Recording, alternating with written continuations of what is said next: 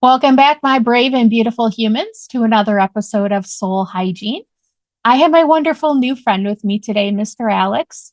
And I have been following his journey for, I don't know, probably about a month when I reached out to him and said, hey, why don't you come on the podcast and kind of just tell us your story? I'm really happy that we were able to find a time to do this. So I'm going to introduce you all to Mr. Alex, who is he's a retired veteran, so I know we're kind of used to having veterans on this show and this podcast. We are very military minded here. We appreciate the military and we love that you guys, go out there and serve. And it's one of the greatest honors I think that any American can do. So we appreciate your service. Mr. Alex is a 17 and a half year Army veteran. So I am going to introduce him to my friends at Tracer Burnout, who I've had here before, and I know he'll get along really great with them. But I am going to turn it over to Mr. Alex and let him tell you all about being an aspiring author, traveling the country, and his plans and what he's up to. So I'm going to turn it over to you, Mr. Alex. Go ahead and let us all know who you are. Hey, how y'all doing? My lips a little swollen. I'll start that off. I got stung last night, so my lips a little swollen. But my name is Alex Cazel. I received my full retirement packet after kind of a transition period out of the military about 110 days ago.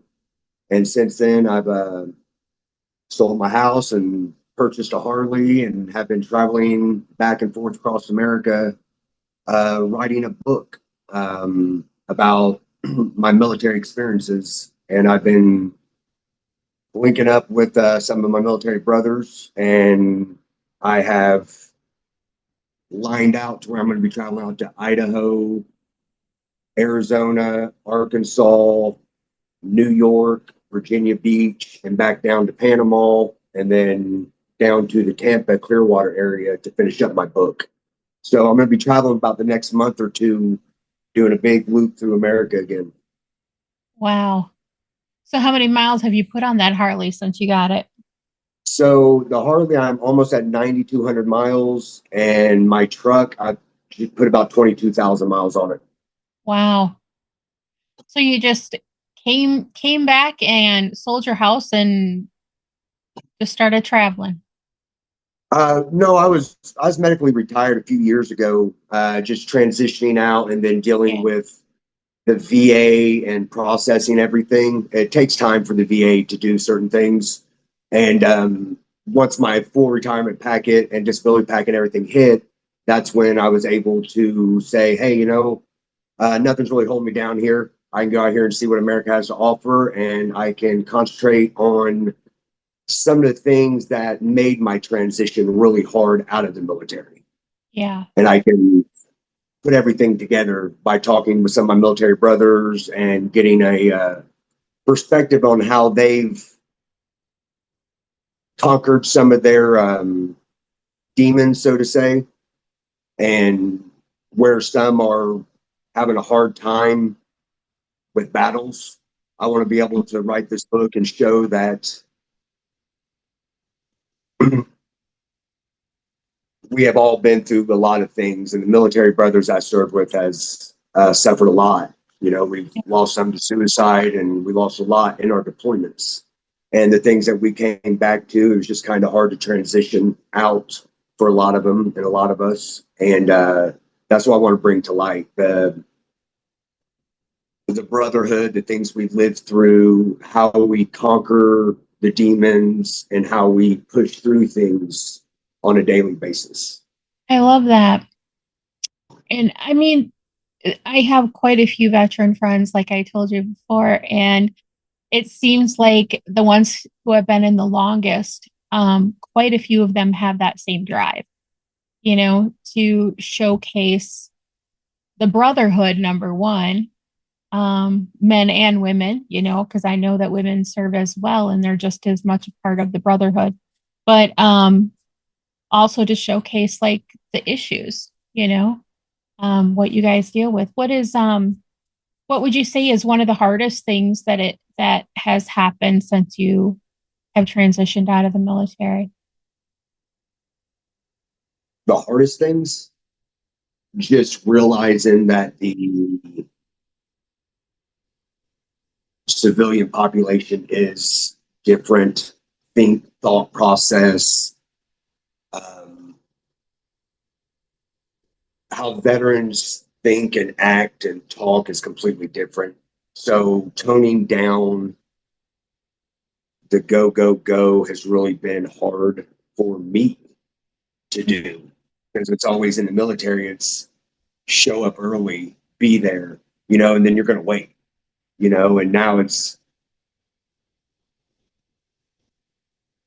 learning not to be there early, I guess, and Yeah. anybody that knows me that has been following me knows I haven't slowed down one bit. Um, I've been go, go, go for the past 90 some days now.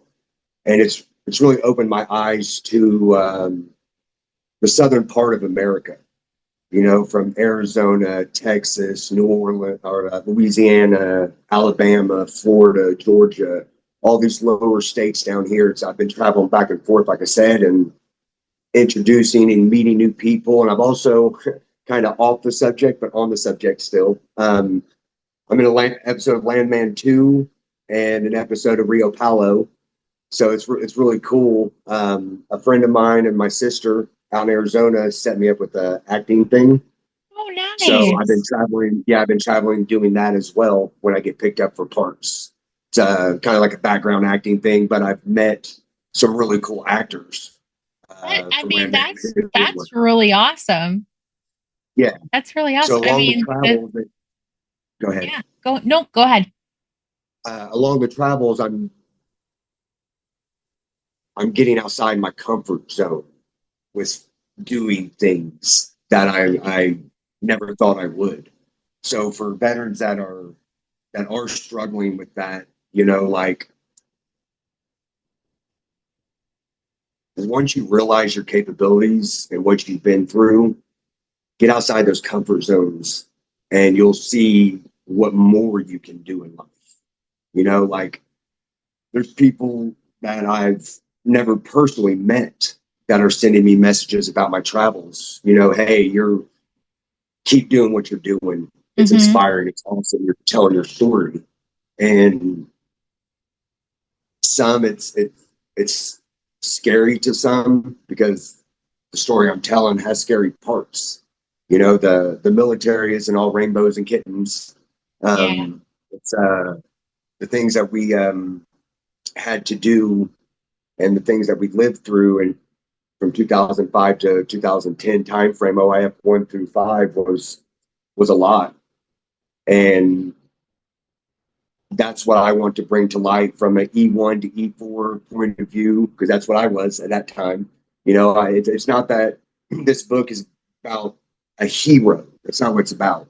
It's about telling the story of a unit, about what we live through daily, to bring light to the reality of the things that we've done and lived through, such as dismounted mounted patrols, IED blasts, sitting on IEDs,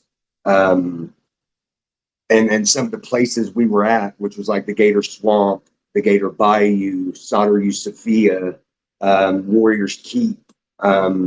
Some of the roads we traveled were Motorhead and Fat Boy and Route 1 and Arrows and Caprice. And I've had the honor and privilege to meet General Petraeus and General George Casey and General Twitty. I worked for General Twitty when he was the commanding general at Fort Bliss. I was a part of his command team there. And I'm going to share one coin if that's okay. Yeah. Um, it is from General George Casey, and it reads, "It's rare that I can point to a brigade that has had such a strategic impact on my two goals, securing Baghdad and defeating Al Qaeda." General George Casey. Oh, wow. That's wonderful. So, and Alpha Company 2nd and 502nd Infantry Regiment is the company that I am referring to that I was had the honor to be a part of. Wow. And some of my brothers have done amazing things with their lives. progressed throughout the military, became sergeant majors and leaders. And some of my soldiers are now first sergeants and sergeant first classes and everything. So I still talk to a lot of my soldiers that are still in and on this path that I'm doing. More and more starting to reach out to me as well. So, and you see that some are doing very well and others are not. So, what I'm trying to do is bring a book that about our struggles and how you can survive and how we can do positive in a world that may not be so positive. Right. No, I love that. What did you what was your rank when you came out of the military? E6, Staff Sergeant. Oh, nice. That's I think I have another friend who is a staff sergeant as well, and he has many stories to tell about being Um, a sergeant. I was a part of, on the subject, not off the subject, but I was a part of JPAC as well. And it was a humbling experience. We traveled to Vietnam, Laos, Papua New Guinea, Thailand, Guam in search of soldier remains from the Vietnam War. Oh, Very humbling experience, and they will keep that going until the last soldier is brought home. wow. That's amazing. You did a lot of things when you were in the military that are very honorable. And I really like that they continue that. Um, there were a lot of men and women. I don't know if any women fought in Vietnam, honestly, but there were a lot of military personnel who fought in Vietnam that the families never were able to get their bodies. And so I love that they're still doing that.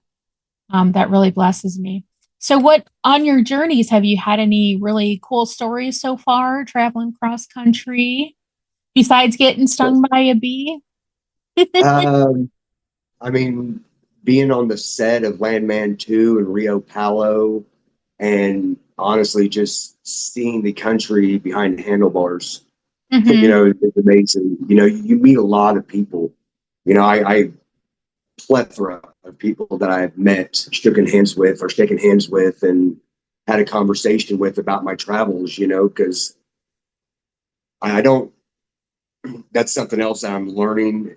Getting outside of my comfort zone is speaking and talking to other people. And it's kind of helping me just see how everything operates in America. And it's really cool with my travels. So we were talking about when before we started that it's different. Like it's different coming out now um, from the military. What do you feel is different about the attitude of the Americans? Like how are you being approached, or you know what is the thought process that you're seeing? It's different each state, like it really is. Yeah. Like for the like a lot of people are interested in and wanting to know, about my my travels and my military experience and whatnot, and but others are just it's weird to explain, man. Um, they're receiving, they're receptive, but it's there's a standoffish in a sense between the population and veterans. Do you feel like the political divide has something to do with that? Ma'am, I don't have cable. I don't watch the news. And it's That's been probably a good amazing. thing. It's been amazing because my life, nothing has changed really. The world hasn't ended and I'm Yeah. still breathing. So I literally try to stay out of politics now. At one point in time, I was very political and I didn't like it. So I had to step away from all politics. Yeah. So do I think that it has a big factor in how people look at each other these days? 100%. Yeah. It's sad to a point, but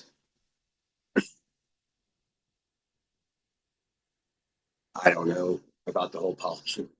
Sorry, I don't talk No, politics at all. no, no, you're fine.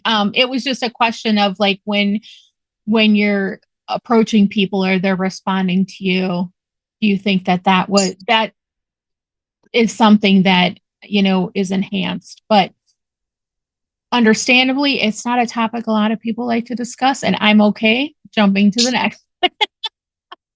Um, I was gonna ask you down in Florida, where do you go in Florida? I have a lot of veteran friends down there.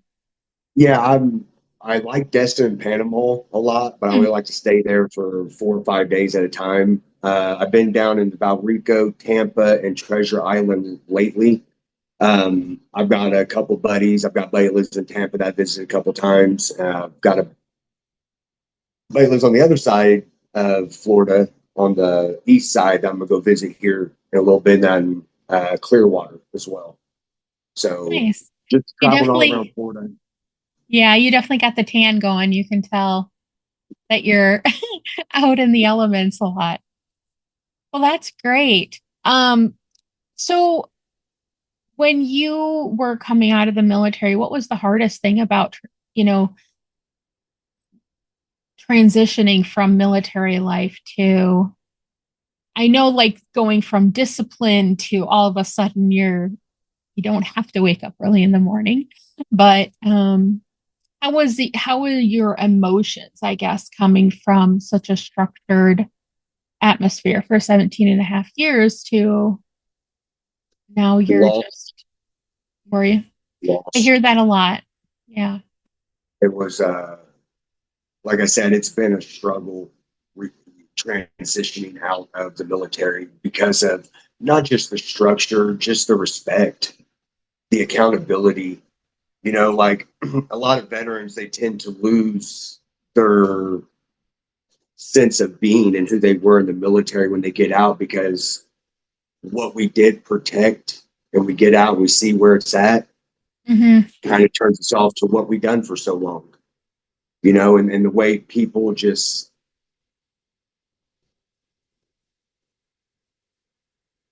yeah.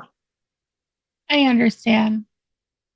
Well, I don't understand your side of it, but I kind of grasp what you're trying to say. It's Respect and accountability in the yeah, civilian life is lacking on all age groups. yeah, yeah.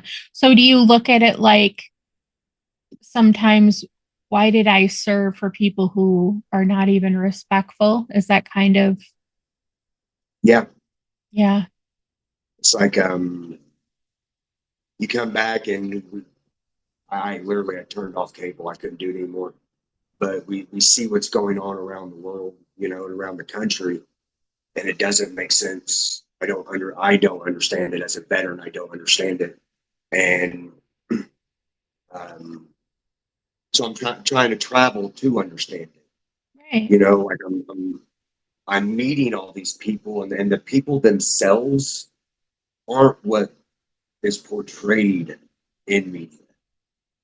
So it's seeing yourself and just watching a screen are two different things. And a lot of people base everything off of the screen and not what they visually see and hear. Yeah. And it's changed my outlook on a lot of things doing this traveling. And I'm not going to stop traveling. Like I said, I'm getting ready to do probably another 10 to 15,000 miles, Do and, you, and go ahead. yeah. No, I interrupted. I'm sorry. Um, but that's my freedom. That's what I fought for, is to get Mhm. on my motorcycle or to get in my truck and drive and see all these places, see firsthand what is going on in our country. And there's a couple of cities that I don't know if I'll ever go back to. And that's just the reality of it. I didn't like the atmosphere. I didn't like the people. I didn't like what was going on there. So I'm not going to insert myself in that position anymore to be Right. uncomfortable. Yeah. Do you feel like you're having to find yourself again? Like 100%, ma'am. who you It's are? Yeah. Yeah, because the things that I really learned in the military don't really transition out of the military, other than being a cop which they're not respected, you know, Yeah. and they should be, you know, or a fireman or a border agent. But it all's got to do with carrying a gun, and I really don't want to put my life on the line for the. I hate to say it like this, and I wouldn't a heartbeat, but I don't want to wear a uniform again to put my life on the line that way. Yeah. No, If something that's happened, I defend it by all means, but I don't good. want to put myself in a uniform again. Yeah. And that's completely understandable. I mean, you served the country for 17 and a half years, I think. You know, that that was a long time and that was good enough. Yeah. And I don't know what you have to deal with when it comes to the disrespect. I know for me, like my mom and I, when we go out and we see anyone with veteran, a uniform or a veteran hat or anything, we're always the first to say, "Hey, thank you for your service," because I honestly don't see people doing that a whole lot. And I think it's a good thing to let the men and women know who have served that you are respected and what you did is very honorable. It's not so much the disrespect or respect straight towards us. It's just the constant disrespecting each other Mhm. where nobody gets the politics side. You Yeah, know, it's everything that's just as it makes people disrespectful to where you can't have a conversation or you don't know what to say or you don't know what to do or you don't know where to go. right. You know, so it's been very uplifting to shut off cable and to shut off the news and to shut off politics. I'll tell you that much. Good. Well, and you know what? There's some times where we just need to do that, right? We need to decompress. We need to get rid of all the things that we see on the screen, like you said earlier, and really find out who we are. A lot of that has to do with soul hygiene because if your insides don't match what you're trying to portray, eventually who you truly are on the inside is going to come out. So your core values need to be intact, and you can't find out who you are, find out what your core values are if you're staring at a screen all day and taking information from there and making it truth. So I'm very happy that you're out there finding the truth, and seeing firsthand. And I love the fact that you're seeing how beautiful God's creation is because I very much enjoy nature and I find God to be the greatest artist there ever was. So He yeah, is like it is beautiful. The landscape of this country is yeah, gorgeous.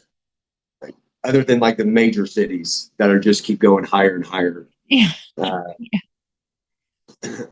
Traveling on your bike in Dallas, Dallas is probably the fastest, scariest place to ride the motorcycle Oh, really? around Dallas. It's like 30 miles outside of Dallas. If you're not going 90, you're getting ran over. Oh my goodness. Yeah. I took Um, I-35 down to Corpus like 2 or 3 years ago, and just going around those larger cities was hair raising. yeah, Not a trip I'm I really trying like to to do on my plan my own. routes to avoid a bunch of the bigger cities now. But Yeah, well, just be careful and be safe. yes, ma'am. Being on a bike, it's one thing to be in control of it, but you can't control other people's reactions. So I will pray for your safety for sure. Is there anything that you would encourage or like to leave anyone with today that would either be an encouragement or a learning lesson that you have, learned that you would like to share? Oh, so many things, but how do I put it into words? Um, I think I've already said it a few times in the podcast, but make sure you get out of your comfort zone, try new things, Mm-hmm. um, get out and see the world, get out and see America because it is beautiful, and don't always believe what you hear. Visualize a lot of things, and it'll help you understand a lot more. Yeah, I like that because I don't think a lot of people do that, right? in this day and age, excuse me, in this day and age, everyone is so social media minded. And although my whole business is on social media, so I kind of sound like a hypocrite, but I try to unplug when I'm done with my podcast or working on things. I go to church and take care of my parents. So, I'm not always on social media, but it does tend to warp minds because not everything on there is true.